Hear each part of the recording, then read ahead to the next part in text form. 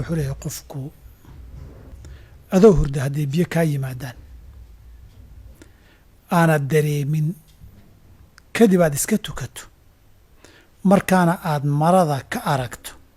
salaaddii ma lagugu leeyahay masaladaasi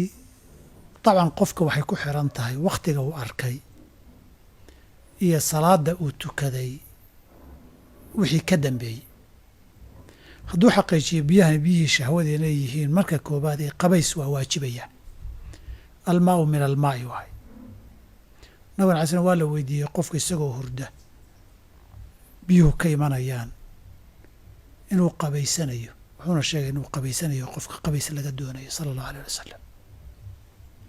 taasi waa masalada dee qabays ay waajibinaysaayo markaad aragtay inaad qabaysataa lagaa rabaa salaaddii ma la igu leeyahay waxay ku xiran tahay dhacdadani ma dhici kartaa salaaddii kadib inay ahayd oo miyaad seexatay salaaddii kadib mise maadan seexan hadduu qofku salaad subax soo tukado iska seexdo way dhici kartaa salaadda ka hor inuu ahaa wayna dhici kartaa kadib inuu ahaa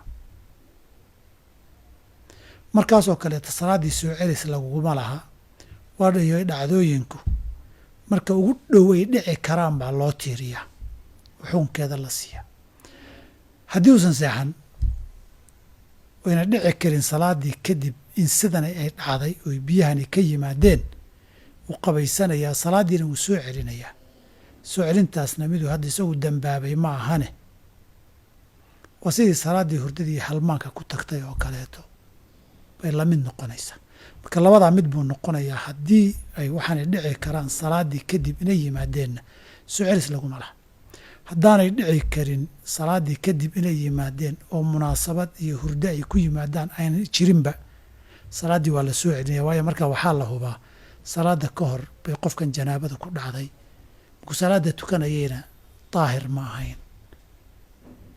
wabillahi towfiiq غرد يا شبل الإيمان غرد واصدح بالقرآن